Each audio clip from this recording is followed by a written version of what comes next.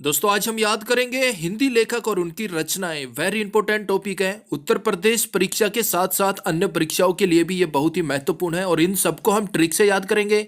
ये पार्ट 2 है, पार्ट 1 हम पहले अपलोड कर चुके हैं। वीडियो के डिस्क्रिप्शन में आपको लिंक मिल जाएगा। तो स्वागत आप सभी का जीके महात्मा जी में। चलिए शुरू करते हैं फटाफट। सबसे पहले है सूर्यकांत त्रिपाठी निराला। अब देखिए सूर्यकांत में स्टार्टिंग में सूर्य आ रहा है ना, बस इससे ही हमारी ट्रिक बन जाएगी। तो सबसे पहले है तुलसीदास। अब यहां तुलसी आ रहा है और तुलसी के पौधे को मेरे भाई सूर्य का प्रकाश मिलना बहुत जरूरी है। तुलसी का पौधा आपने देखा होगा ना, एक प्रकार की औषधि होती है। वो कब फले फूलेगा? जब उसे सूर्य का प्रकाश मिलेगा। पानी तो चाहिए ही चाहिए, लेकिन सूर्य का प्रकाश भी चाहिए मेरे भाई। तो तुलसी और सूर्य का हो गया ना आपस में संबंध। या फिर ऐसे याद रख सकते हैं, जब भी हम पूजा अर्चना करते हैं तो सूर्य को पानी देते हैं और तुलसी में भी पानी डालते हैं ना मेरे भाई। इनकी नेक्स्ट रचना है अप्सरा। अप्सरा का हो जाएगा अप्सर। अप्सर लोग, जो अप्सर लोग होते हैं ना, वो सूर्य के प्रकाश में नहीं निकलते। चिलचिलाती धूप में सूर्य के प्रकाश में वो काम नहीं कर सकते मेरे भाई। वो अप्सर लोग हैं, वो एसी केबिन में बैठे रहते हैं, एसी गड्डी में आते जाते हैं। नेक्स्ट माधुरी। अब माधुरी से माधुरी दीक्षित याद आते हैं ना, फिल्म स्टार है। अब वो भी क्या है, सूर्य के प्रकाश में नहीं निकलते, धूप में नहीं निकलते। क्यों? क्योंकि मेरे भाई उनकी गोरी त्वचा काली पड़ जाएगी, इसलिए वो भी सूर्य से बचते रहते हैं। माधुरी और अप्सर लोग सूर्य से बचते रहते हैं, सूर्य के प्रकाश से, धूप से। नेक्स्ट मतवाला। लेकिन जो मतवाला होता है ना, हिम्मत वाला होता है, वो ना तो सूर्य के प्रकाश से डरता है, ना चिलचिलाती धूप से डरता है। उसे अपना लक्ष्य दिखाई देता है, जैसे आपको अपना लक्ष्य दिखाई दे रहा है, यूपी पुलिस का एग्जाम क्रैक करना है। नेक्स्ट सरोज। सरोज का हो जाएगा रोज। सरोज रोज, हर रोज। भाई मैं तो यही कहूंगा, चाहे धूप कैसी भी हो, चिलचिलाती हो, चाहे कैसी भी हो, लेकिन सूर्य का प्रकाश हर रोज लेना चाहिए, कम से कम 5 मिनट। उससे विटामिन डी मिलती है। तो सूर्य का प्रकाश हमें हर रोज लेना चाहिए, कम से कम 4-5 मिनट तो। नेक्स्ट स्मृति। अब देखिए आपको बोला कि भाई सुबह सुबह सूर्य का प्रकाश जरूर लेना चाहिए 4-5 मिनट। उसके क्या फायदे भाई? एक तो विटामिन डी मिलती है, दूसरा हमारी स्मृति बढ़ती है, हमारी याददाश्त बढ़ती है। नेक्स्ट अनामिका। अब देखिए अनामिका में स्टार्टिंग में आ रहा है अना, यानी कि अन्न, अनाज। अब देखिए अन्न और अनाज पैदा तो किसान करता है, मेहनत करता है, लेकिन मेरे भाई उसके लिए भी सूर्य की जरूरत पड़ती है, सूर्य के प्रकाश की जरूरत पड़ती है। अगर सूर्य का प्रकाश नहीं होगा तो अन्न भी पैदा नहीं होगा। तो अनामिका संबंधित हो गई सूर्यकांत त्रिपाठी। नेक्स्ट परिमल। स्टार्टिंग में आ गया परी, उड़ने वाली परी। कहां से आती है? सूर्यकांत, सूर्यलोक से आती है, स्वर्गलोक से आती है। किसी को नहीं पता मेरे भाई। वो आती है, गायब हो जाती है, चली जाती है। हम तो सिर्फ उन्हें कहानियों में सुनते हैं, तो नहीं पता ना कि भाई परिया कहां से आती है। सूर्यलोक से आएगी, सूर्य से आएगी, कहां से आएगी, कुछ नहीं पता। एक बार फिर देख लें, सूर्यकांत यानी कि सूर्य। सबसे पहले तुलसीदास, तुलसी को सूर्य का प्रकाश जरूर चाहिए भाई। अप्सरा, अप्सर लोग सूर्य के प्रकाश में धूप में काम नहीं कर सकते। माधुरी, वो भी धूप में काम नहीं कर सकती क्योंकि त्वचा काली पड़ जाएगी। मतवाला, जो मतवाला होता है, हिम्मत वाला होता है, वो ही धूप में काम कर सकता है, चिलचिलाती धूप में। सरोज, कुछ भी हो भाई, सरोज यानी कि रोज सूर्य की धूप जरूर लेनी चाहिए, विटामिन डी मिलता है। स्मृति, उससे हमारी स्मृति और याददाश्त ताजा रहती है। नेक्स्ट अनामिका। अना, अन्न, अनाज उत्पादन करने के लिए सूर्य का प्रकाश बहुत जरूरी है। परिमल, जो परियां होती है ना, वो सूर्यलोक से आती है, स्वर्गलोक से आती है, कोई नहीं जानता। नेक्स्ट मलिक मोहम्मद जायसी, और फेमस रचना है पद्मावत, बिल्कुल ईजी है। उसके बाद है अखरावट। देखिए अखरावट का हो जाएगा अखराव टकराव, अखरावट टकराव। अब यहां है मलिक यानी कि मालिक। मालिक और नौकर के बीच टकराव तो होते ही रहते हैं मेरे भाई। अखरावट यानी कि टकराव होते रहते हैं। तो नौकर को आ गया गुस्सा कि मालिक आप मुझे टोकते रहते हो, बार बार ये बोलते हो, वो बोलते हो, ये लो मेरा आखिरी कलाम, आखिरी सलाम लो, मैं चला, किसी और को रख लेना सर्वेंट। तो मालिक और नौकर के बीच हुआ टकराव यानी कि अखरावट। नौकर ने मालिक को आखिरी कलाम यानी कि आखिरी सलाम किया और चल पड़ा। दोस्तों वीडियो के लास्ट में आपको प्रैक्टिस सेट भी मिलेगा, देखिए आपको चुटकियों में सोल्व कर देंगे। नेक्स्ट है सुमित्रा नंदन पंत। अब यहां आ रहा है सुमित्रा। मित्र आ गया ना, सिर्फ मित्र को याद रखिए। सबसे पहले है पल्लव। पल्लव यानी कि पल्ला। भाई मित्र वो नहीं जो मुसीबत आने पर आपसे पल्ला झाड़ ले। मित्र वो होता है जो आपसे कभी पल्ला ना झाड़े, आपका हमेशा साथ दे, वही सच्चा मित्र होता है, जो पल्ला ना झाड़े। नेक्स्ट युगांत, और इसके ठीक बाद है युगपथ। सेम वॉइस है ना, तो इसका हो जाएगा युग। देख भाई सच्चा मित्र वो होगा जो युगों युगों तक साथ दे, यानी कि युगांत और युगपद, सुमित्रा नंदन पंत। नेक्स्ट वीणा और उसके बाद है गुंजन, और सुमित्रा से हम मित्र को निकाल ही रहे हैं। भाई मित्र वो होते हैं, मित्रता वो होती है जिनकी वीणा यानी कि वाणी की मधुर आवाज गुंजन गूंजती रहती है सदियों तक, युगों तक। काफी मिसालें हैं ना। तो सच्चे मित्र की क्या क्या निशानी होती है? पल्ला, वो आपसे पल्ला नहीं झाड़ते। युगांत, युगों युगों तक आपकी मिसाल दी जाती है। वीणा और गुंजन, आपकी मधुर वाणी गूंजती रहती है युगों तक। नेक्स्ट सच्चिदानंद हीरानंद वात्स्यायन। अब यहां आ रहा है सच्चिदानंद यानी कि सच्ची, सच, सत्य। सच्चिदानंद को हम रिलेट कर रहे हैं सच्ची से, सत्य से। और सबसे पहले है शेखर एक जीवनी। अब शेखर का हो जाएगा शिखर और जीवनी का हो जाएगा जीवन। अब हर कोई बंदा अपने जीवन में शिखर पर पहुंचना चाहता है और ये बात सच है, सत्य है, यानी कि सच्चिदानंद सत्य है ना मेरे भाई। हर बंदा अपने जीवन में शिखर पर पहुंचना चाहता है। कोई ये चाहता है कि वो पीछे रह जाए, उसे पीछे धकेल दे? नहीं चाहता ना, हर कोई शिखर पर पहुंचना चाहता है। नेक्स्ट कोठरी की बात। अब देखिए कोठरी की बात कौन करते हैं? गरीब लोग करते हैं ना। वो बेचारे कोठी की तो बात कर नहीं सकते, और जो अमीर लोग होते हैं वो कोठी की बात करते हैं, और गरीब लोग बेचारे कोठरी की बात करते हैं कि भाई एक कोठरी बन जाए किसी तरह। और अमीर लोग, अरे एक कोठी उधर बनवा दे, एक कोठी शिमला बनवा दे, एक कोठी चंडीगढ़ बनवा दे। तो भाई ये सत्य है, यानी कि सच्चिदानंद। नेक्स्ट उत्तर प्रियदर्शी। अब बंदा उत्तर चाहता है अपनी प्रियदर्शी से, तो वो क्या उम्मीद करता है कि उसे जो उत्तर मिले वो सच हो, सत्य हो, यानी कि सच्चिदानंद। भाई अगर आप अपने किसी प्रिय से किसी सवाल का उत्तर पूछना चाहते हैं तो आपकी इच्छा यही होगी ना कि वो सच सच बताए, सच बोले, यानी कि सच्चिदानंद। दोस्तों थोड़ा सा टफ है ये चैप्टर, मैं जानता हूं, लेकिन ये चैप्टर आपको 2 नंबर दिला सकता है, तो डटे रहिए लास्ट तक मेरे भाई।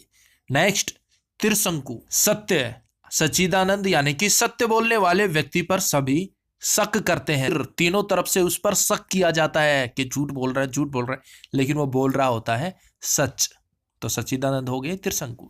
नेक्स्ट कागद कोरे। कागद कोरे, अगर छोड़ के आओगे एग्जाम में, कुछ नहीं लिखोगे तो ये सत्य है, फेल होगे भाई। अगर कागज कोरे छोड़ के आओगे ना एग्जाम में, कुछ नहीं लिखोगे ना, तो सत्य है भाई, फेल हो जाओगे। सच है ये बिल्कुल। नेक्स्ट अपने अपने अजनबी। सत्य है किसी ने, सच्चिदानंद सत्य कहा है, मुसीबत में अपने भी अजनबी हो जाते हैं, मुंह मोड़ लेते हैं मेरे भाई। नेक्स्ट वृंदावन लाल वर्मा। इनकी रचना है मृगनयनी। अब देखिए वृंदावन, वन आ गया ना, तो भाई मृगनयनी में मृग आ रहा है, तो मृग कहाँ रहेंगे? वन में रहेंगे ना। तो वृंदालाल वर्मा की रचना होगी मृगनयनी। नेक्स्ट झांसी की रानी। अब आपको पता है झांसी की रानी एक वीर वीरांगना, वृंदावन वीरांगना थी, योद्धा थी ना, अंग्रेजों की ईंट से ईंट बजा दी थी। तो झांसी की रानी हो गई वीरांगना, यानी कि वृंदालाल वर्मा। नेक्स्ट चित्रलेखा। अब झांसी की रानी वीरांगना थी, हमें पता है, लेकिन हमने झांसी की रानी को देखा नहीं ना, हमने सिर्फ उनका चित्र देखा है। चित्रलेखा यानी कि हमने झांसी की रानी का चित्र देखा है कि वो वीरांगना थी, घोड़े पर ऐसे फाइट करते हुए देखा होगा ना आपने भी चित्र। तो वृंदालाल वर्मा की रचनाएं होगी मृगनयनी, झांसी की रानी और चित्रलेखा। नेक्स्ट सूरदास। इनकी रचना है सूरसागर। सेम आ गया, सूरदास स्टार्टिंग में सुर आ रहा है और यहां भी सुर आ रहा है, यानी कि सुरसागर। ठीक इसके बाद है सुरसरावली, यहां भी सुर आ गया, तो सूरसागर और सुरसरावली बिल्कुल इजी है। नेक्स्ट है साहित्य लहरी। लहरी यानी कि लहर में गा, और यहां है सूरदास, भाई पूरे सुर में गा, लहर में गा, बहुत अच्छा गा रहा है, गाता जा, सुर के साथ गा, पूरी लहर के साथ गा, यानी कि साहित्य लहरी किसकी रचना हो गई? सूरदास की। नेक्स्ट महाकवि भूषण। अब देखिए महा यानी कि महान, और यहां है शिवराज भूषण, एक तो भूषण आ गया, ठीक है। शिवराज का हो जाएगा शिवाजी, और जो शिवाजी थे ना वो महान योद्धा थे मेरे भाई, शिवाजी महान योद्धा थे, यानी कि महाकवि। इसके बाद है शिवा बावनी, यहां भी शिवा आ गया, यानी कि शिवाजी महान व्यक्ति थे, महाकवि।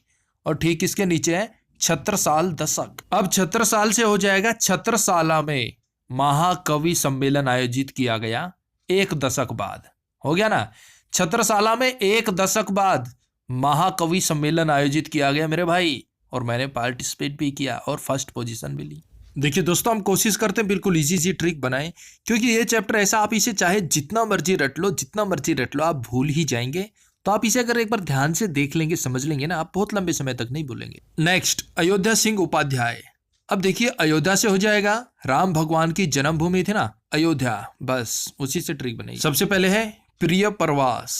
अब राम भगवान को आप जानते हैं ना, वो सबके प्रिय थे और उन्हें 14 वर्ष का वनवास मिला था। देखिए, इसके बाद है दैहिक वनवास हो गया और यहाँ है प्रवास वनवास, सेम है ना भाई। भगवान श्री राम सबके प्रिय थे लेकिन उन्हें 14 वर्ष का वनवास मिल गया था, यानी कि प्रवास वनवास, दोनों क्लियर। नेक्स्ट है परिजात, यानी कि पराजित।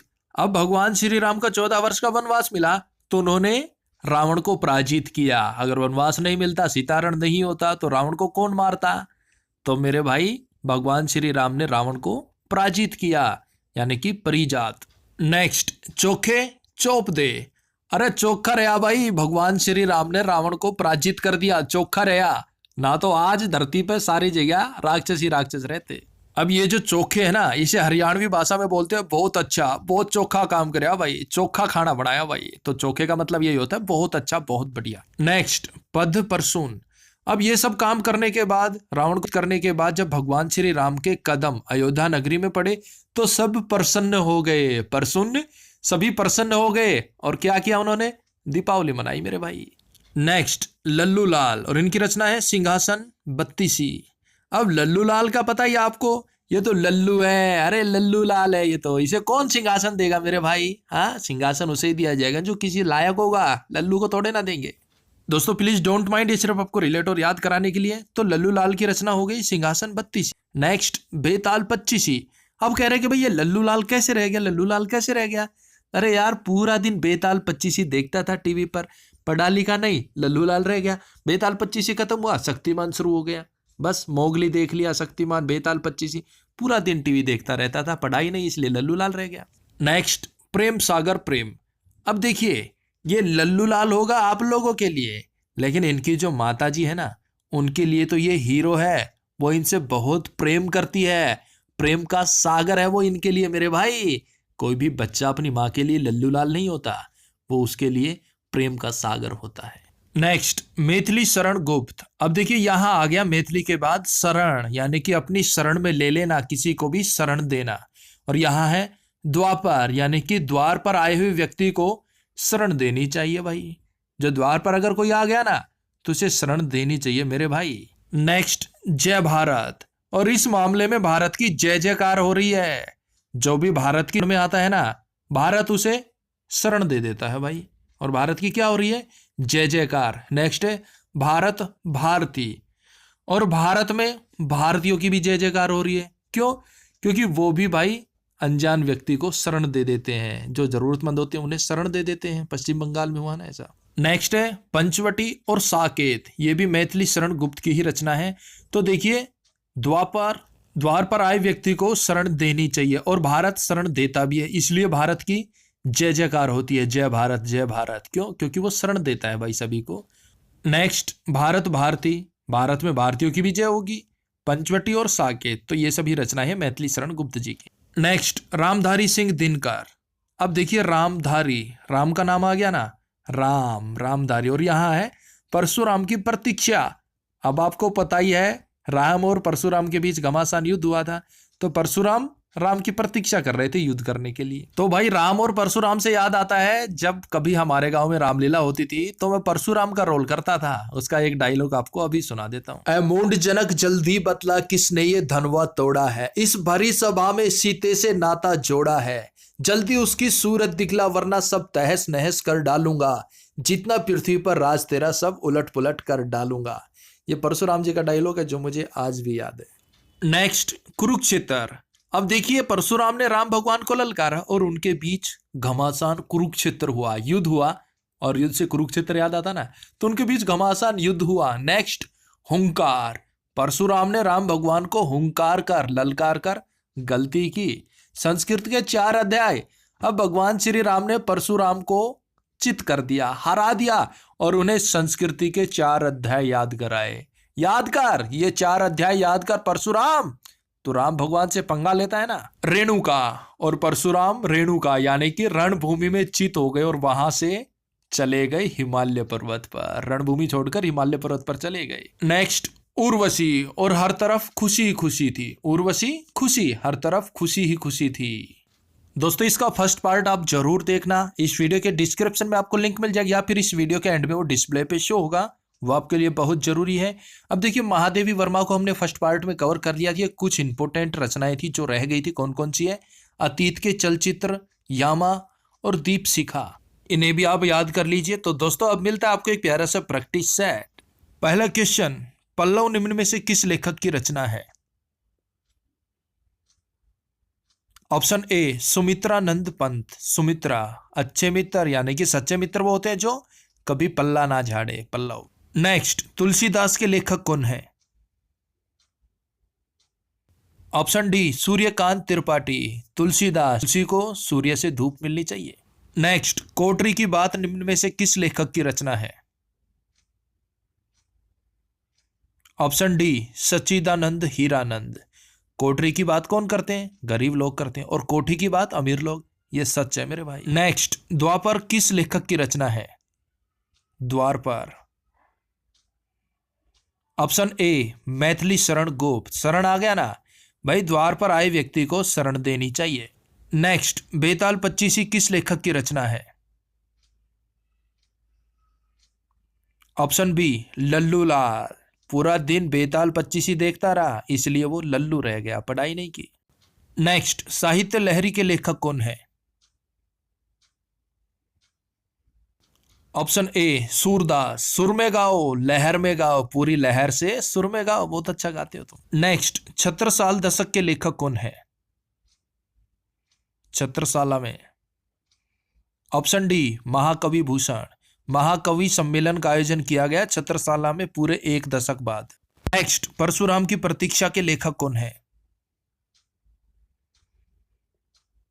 Option A Ramdhari Singh Dinkar. श्री राम भगवान परशुराम की प्रतीक्षा कर रहे थे। नेक्स्ट क्वेश्चन आपके लिए चैलेंज, यामा के लेखक कौन है? 4 विकल्प दिए गए, सही जवाब कमेंट्स बॉक्स में बताइएगा। तो मिलते हैं नेक्स्ट वीडियो में, तब तक के लिए जय हिंद, जय भारत।